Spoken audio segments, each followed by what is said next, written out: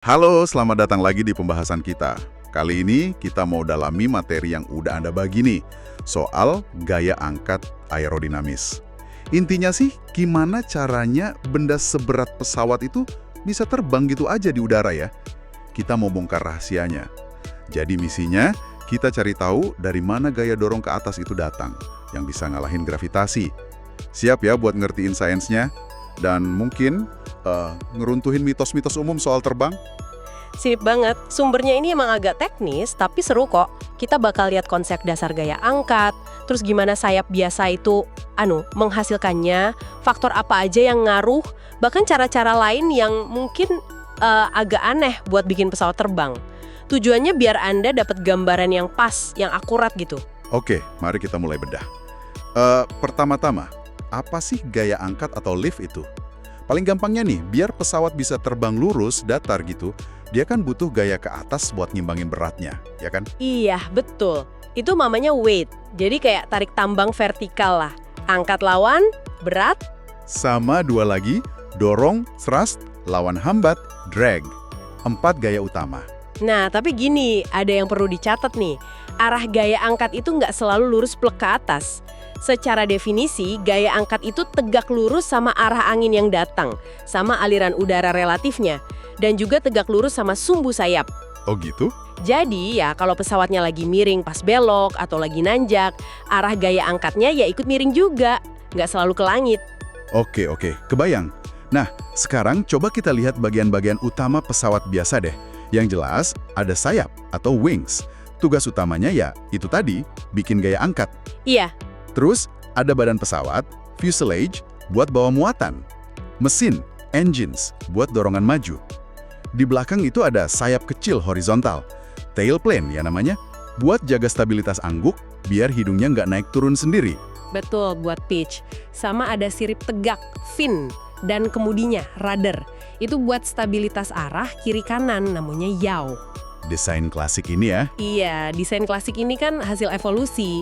Dulu banget orang coba niru burung. Sayapnya ngepak, sekaligus ngangkat, sekaligus dorong. Wah, repot ya. Makanya dipisah fungsinya, biar efisien. Walaupun ya, sekarang ada lagi desain baru yang nyoba gabungin fungsi lagi pakai teknologi canggih. Sip, sekarang fokus ke sayapnya nih. Gimana ceritanya selembar benda itu bisa ngangkat pesawat berton-ton? Katanya kuncinya di beda tekanan udara ya. Tekanan bawah sayap harus lebih gede dari atas. Bener? Betul sekali, prinsip dasarnya itu.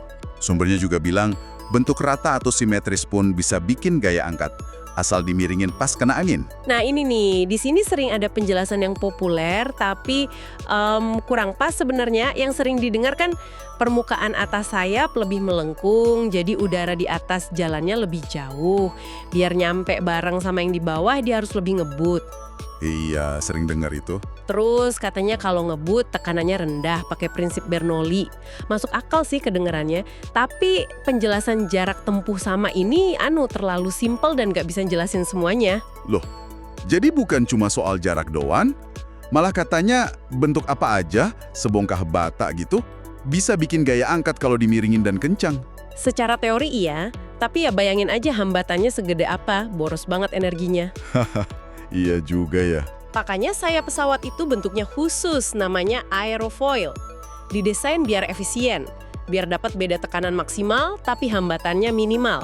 Jadi ada 2 hal penting nih, kemiringan sayapnya, itu namanya sudut serang atau angle of attack, sama bentuk lengkungannya, camber. Sudut serang sama camber. Oke. Uniknya lagi, aerofoil yang melengkung pun kalau dibalik, terbang terbalik gitu, masih bisa bikin gaya angkat, asal sudut serangnya positif terhadap angin. Wah, menarik. Tapi ada satu lagi nih, yang sering kelupaan di penjelasan simpel. Padahal ini penting banget, viskositas udara. Viskositas. Maksudnya? Udara itu ya, walau encer banget, dia punya sifat lengket sedikit kayak madu tapi jauh lebih encer. Oke. Nah, karena sifat lengket ini, udara itu cenderung nurut ngikutin kontur permukaan sayap sampai ke ujung paling belakang, trailing edge. Alirannya nggak mau lompat gitu aja. Ini namanya kondisi kuta. Udara lengket, terus ngikutin kontur belakang. Efeknya apa dong? Gara-gara dia maksa ngikutin ujung belakang itu, pola alirannya jadi nggak simetris lagi antara atas dan bawah. Udara di atas sayap jadi kayak dipaksa ngalir lebih cepat dibanding yang di bawah. Oh. Jadi, kecepatan lebih tinggi di atas itu gara-gara kondisi kuta ini. Salah satunya, iya. Kecepatan lebih tinggi ini yang bikin tekanannya lebih rendah. Nah, selisih tekanan rata-rata atas sama bawah, inilah yang jadi gaya angkat bersihnya. Jadi bukan cuma karena jarak tempuh, tapi kombinasi bentuk, sudut serang, dan sifat lengket udara ini. Paham. Jadi lebih kompleks ya dari cerita jarak tempuh tadi. Ngomong-ngomong soal bentuk aerofoil, dulu katanya tipis banget ya. Iya, di awal penerbangan kayak plat melengkung dikasih kawat penyangga gitu. Terus berkembang jadi lebih tebal. Biar strukturnya kuat dari dalam, nggak perlu kawat di luar lagi. Dan ada untungnya juga buat aerodinamikanya. Istilah-istilahnya tadi ada leading edge, trailing edge. Betul, ujung depan leading edge, ujung belakang trailing edge. Garis lurus antara keduanya tuh chord line. Terus ada camber, itu ukuran lengkungannya. Dan yang krusial, angle of attack, sudut antara chord line sama arah angin datang. Sip. Terus kondisi udara sendiri kayak di gunung atau pas terbang tinggi gitu ngaruh nggak? Ngaruh banget. Tekanan, kerapatan, atau density sama suhu udara tuh trio penting. Makin tinggi, udara makin tipis kan? Iya. Kerapatannya rendah, tekanannya rendah, suhunya juga dingin. Nah, udara tipis ini bikin gaya angkat sama hambatan jadi lebih kecil pada kecepatan yang sama. Makanya pesawat harus lebih ngebut ya kalau terbang tinggi. Betul. Atau naikin sudut serangnya, biar gaya angkatnya tetap cukup buat nahan berat pesawatnya. Tadi kan disebut udara lebih cepat, tekanan lebih rendah. Itu nyambung ke Bernoulli ya? Yap, itu dia. Ini soal konservasi energi dalam aliran fluida. Gampangnya gini, untuk kecepatan rendah, ya di bawah setengah kecepatan suara, di mana aliran udara dipercepat, kayak di atas lengkungan sayap, tekanannya turun. Oke. Sebaliknya, di mana alirannya melambat, misalnya pas mau menabrak bagian depan sayap, itu tekanannya naik. Makanya ada istilah dynamic pressure itu. Betul, tekanan dinamis. Rumusnya kan setengah rho V kuadrat, setengah rho V kuadrat. Rho itu kerapatan udara, V itu kecepatannya. Tekanan dinamis ini nunjukin energi gerak udara. Gaya angkat itu sangat bergantung sama ini. Artinya, Kecepatan V itu ngaruhnya kuadrat. Kalau kecepatan naik 2 kali lipat, gaya angkat bisa naik 4 kali lipat. wah, pantesan pas mau take off harus ngebut dulu ya. Ada contoh menarik nih di sumber Anda, soal Venturi. Udara dipaksa lewat tempat sempit, malah jadi ngebut tapi tekanannya turun. Agak aneh ya. Nah, itu dia contoh bagus aplikasi Bernoulli. Ada cara lain juga nih buat ngebayangin gaya angkat. Pakai konsep sirkulasi. Sirkulasi? Kayak muter gitu? Iya, beda kecepatan antara atas sama bawah sayap itu secara matematis efeknya sama kayak ada aliran muter, pusaran atau vortex kecil gitu, yang numpang di atas aliran lurus yang lewat sayap. Oke. Kekuatan putaran atau sirkulasi ini, kita sebut aja K, itu berhubungan langsung sama gaya angkat L. Rumusnya kira-kira L sama dengan rho V K per satuan panjang sayap. Artinya makin ngebut pesawatnya, V besar, makin kecil sirkulasi K yang dibutuhkan buat ngasilin gaya angkat yang sama, buat nahan berat pesawat yang konstan. Mirip efek Magnus ya? Kayak bola pisang ditendang melengkung itu kan karena putarannya bikin sirkulasi udara. Analoginya pas banget, persis kayak gitu. Nah, kalau kita lihat lagi pola alirannya, di depan sayap itu ada satu titik di mana aliran udara kayak mandek sesaat sebelum kebagi dua ke atas sama ke bawah. Oh ya, di mana tuh? Namanya stagnation point. Tekanannya paling tinggi di situ, posisinya biasanya sedikit di bawah leading edge kalau sudut serangga positif. Nah, dari situ, udara yang ngalir ke atas harus nikung tajam ngikutin lengkungan depan atas sayap. Tikungan tajam ini bikin dia ngebut banget. Dan tekanannya jadi rendah banget di situ ya? Persis. Makanya di area depan atas sayap, itu kontribusi gaya angkatnya gede banget. Di belakang sayap, udaranya juga agak kedorong ke bawah. Itu namanya downwash. Berarti gaya total dari tekanan ini nggak pas tegak lurus sayapnya ya? Agak miring dong. Iya, gaya akibat tekanan itu hampir tegak lurus sama chord line. Tapi kan ada juga gaya gesek udara yang nahan gerak maju. Kalau semua gaya ini digabungin, gaya totalnya itu emang agak miring ke belakang dikit. Nah, gaya total ini terus dipecah jadi dua komponen. Yang tegak lurus arah angin itu lift, yang searah angin itu drag. Ribet juga yang ngitungnya. Makanya biar gampang, para insinyur pakai angka sakti, namanya lift coefficient atau CL. Ini kayak rapor efisiensi sayap buat bikin gaya angkat. Rapor? Maksudnya? Jadi, CL ini angka tanpa dimensi. Dia nunjukin seberapa jago sih suatu bentuk sayap pada sudut serang tertentu buat ngasilin gaya angkat. Rumusnya jadi lebih simpel. Gaya angkat sama dengan tekanan dinamis setengah rho V kuadrat dikali luas sayap S dikali CL. Oke. Jadi yang nentuin CL ini apa aja? Utamanya ya bentuk aerofoilnya sama sudut serangnya. Kalau terbangnya udah ngebut banget deket kecepatan suara, nah kompresibilitas udara juga mulai ngaruh. Enaknya pakai CL ini, kalau kita udah tahu CL suatu sayap dari hasil tes, misalnya di terowongan angin, kita bisa prediksi gaya angkatnya di berbagai kondisi terbang. Beda kecepatan, beda ketinggian, bisa dihitung. Terus pilot ngatur CL gimana pas terbang? Kan kecepatan bisa berubah, ketinggian juga. Paling utamanya dengan ngatur sudut serang. Sayap dinaik turunin hidungnya pakai kontrol di kokpit. Oh, jadi hidung naik turun itu ngatur sudut serang. Betul. Untuk sudut serang kecil biasanya naikin dikit sudut serangnya, CL-nya ikut naik, lumayan lurus grafiknya.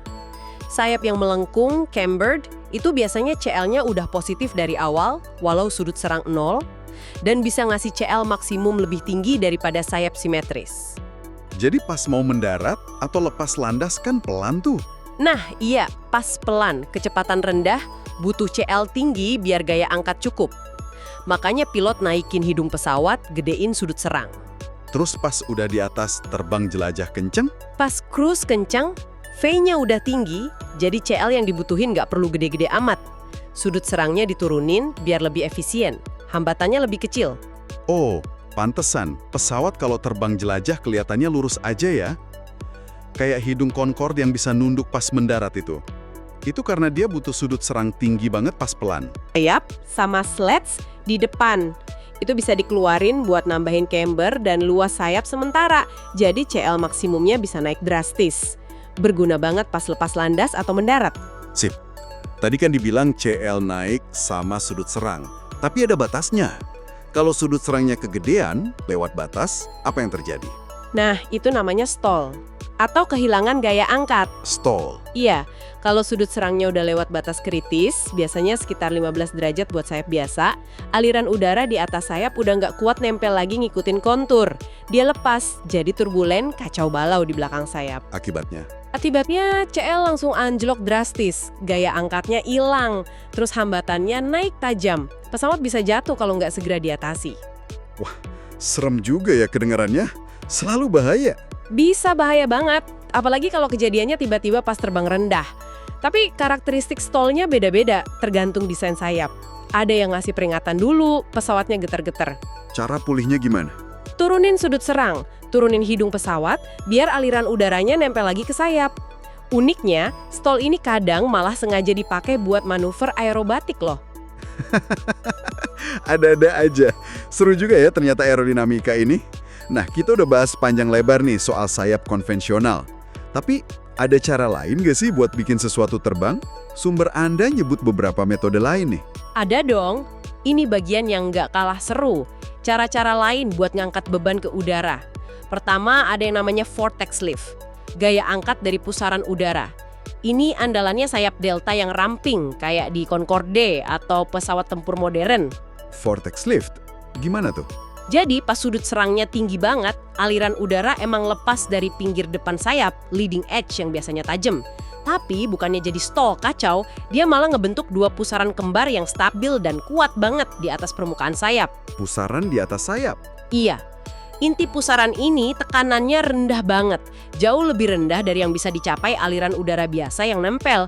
Nah, tekanan super rendah inilah yang ngasih gaya angkat tambahan yang signifikan. Wah, Makanya pesawat Delta bisa terbang di sudut serang yang gila-gilaan, bisa 30-40 derajat bahkan lebih, tanpa stall kayak sayap biasa. Dia kayak berselancar di atas pusaran udara yang dia ciptain sendiri. keren banget. Kayak punya cheat gaya angkat gitu ya. Terus, apa lagi? Kedua, ia pakai dorongan mesin langsung, diarahin ke bawah. Namanya vector thrust. Oh, kayak pesawat Harrier ya, yang bisa naik turun vertikal. Betul banget, itu contoh paling ikonik. Nozzle mesinnya bisa muter, jadi semburan panas yang ngedorong ke bawah. Kalau dorongannya lebih gede dari berat pesawat, ya dia bisa ngambang atau naik vertikal, VTOL. Tapi boros ya pasti. Boros banget, butuh daya dorong bisa 1,5 sampai 2 kali berat pesawatnya. Makanya pesawat baru kayak F-35B itu lebih canggih, pakai kipas angkat lift fan tambahan biar lebih efisien. Tantangannya juga pas ngontrol kestabilan pas ngambang, hover, sama pas transisi dari vertikal ke terbang maju biasa. Oke, yang paling sering kita lihat selain pesawat biasa kan helikopter. Itu gimana prinsipnya? Nah, helikopter itu pakai sayap berputar. Baling-baling utamanya, rotor blades, itu sebenarnya ya aerofoil juga. Dia muter kenceng, kena angin, ya bikin gaya angkat. Tapi kan badannya nggak ikut muter. Nah, itu dia tantangannya. Ada torsi, reaksi putaran. Makanya perlu baling-baling kecil di ekor buat ngelawan torsi itu. Atau pakai 2 baling-baling utama yang muternya berlawanan arah. Bisa ditumpuk, koaksial, bisa depan-belakang, tandem. Terus, pilot ngaturnya gimana? Buat naik turun dia ngatur collective pitch, sudut semua bilah diubah barengan. Buat maju mundur miring pakai cyclic pitch, sudut bilah diubah secara siklis pas muter. Jadi piringan gaya angkat rotornya jadi miring. Pantesan kontrolnya kelihatan rumit ya. Dengar-dengar helikopter nggak bisa secepat pesawat ya. Kenapa tuh? Ada 2 masalah utama yang membatasi kecepatan maju helikopter. Pertama, retreating blade stall. Stall lagi? Iya, bilah yang lagi muter ke arah belakang, kecepatan relatifnya sama udara kan jadi lebih pelan. Kecepatan putar dikurangi kecepatan maju. Kalau helikopternya terlalu ngebut, bilah ini bisa stall. Oke, satu itu. Yang kedua? Yang kedua, advancing blade compressibility. Ujung bilah yang lagi muter ke depan itu kan geraknya cepet banget. Kecepatan putar ditambah kecepatan maju. Ujungnya bisa nyampe kecepatan suara loh. Wah, Iya, itu bikin hambatan naik gila-gilaan, getaran kuat, dan masalah lain. Makanya rekor kecepatan helikopter konvensional masih jauh di bawah pesawat sayap tetap. ada solusinya nggak? Ada desain gabungan, namanya convertiplane. Contohnya V-22 Osprey. Dia punya rotor gede kayak heli buat naik turun vertikal. Tapi rotornya itu bisa dimiringin ke depan. Jadi kayak baling-baling pesawat biasa buat terbang maju dengan cepat. Canggih ya. Ada lagi? Terakhir, ada juga autogyro. Ini unik, rotor utamanya nggak dikasih tenaga mesin. Loh, terus gimana muternya? Dia muter sendiri secara otomatis, auto rotation. Karena angin nerpa dari bawah, pas pesawatnya didorong maju sama baling-baling atau mesin jet terpisah. Kayak kincir angin atau biji maple yang jatuh muter itu loh. Oh, Nah, putaran otomatis ini yang menghasilkan gaya angkat. Autogyro nggak bisa ngambang atau naik vertikal kayak heli, tapi mekanisme rotornya jauh lebih simpel. wah. Jadi banyak banget ya caranya bikin benda terbang. Mulai dari yang paling dasar, beda tekanan di sayap biasa karena bentuk aerofoil dan sudut serang. Ya, terus peran penting viskositas udara dan kondisi kuta tadi. Konsep sirkulasi juga, Sampai yang lebih canggih kayak vortex lift di sayap delta. pakai dorongan mesin langsung buat VTOL. Dan tentu aja sayap berputar di helikopter dan autogyro. Benar-benar kaya ya caranya. Betul. Dulu ya sampai pertengahan abad 20 lah, fokus utamanya di aliran udara yang nempel rapi attached flow di sayap tetap. Tapi kayak yang kita bahas dari sumber Anda ini, sekarang kita tahu ada banyak mekanisme lain. Termasuk yang justru manfaatin aliran udara yang lepas tapi dikontrol, separated flow tadi. Ini nunjukin banget pemahaman kita soal aerodinamika, itu terus berkembang. Iya ya, benar-benar nambah wawasan soal kecerdikan di balik teknologi penerbangan. Oke deh, ini sebagai penutup nih, mungkin satu pertanyaan buat Anda renungkan sendiri. Kalau kita lihat semua metode bikin gaya angkat yang udah ada ini, dari yang konvensional sampai yang eksotis tadi, kira-kira inovasi apa lagi ya yang mungkin muncul di masa depan? Apa kita bakal lihat lebih banyak desain yang niru alam, mungkin cara terbang serangga atau burung kolibri, yang super lincah? Atau jangan-jangan ada konsep fisika yang sama sekali baru yang bisa dimanfaatin? Apalagi kalau kita mikirin tantangan terbang di kecepatan super tinggi, hipersonik, atau di skala super kecil kayak drone mikro seukuran lalat, atau bahkan terbang di atmosfer planet lain yang beda banget sama bumi. Sesuatu buat dipikirin lebih lanjut ya. Terima kasih banyak sudah menyimak pembahasan mendalam kita kali ini.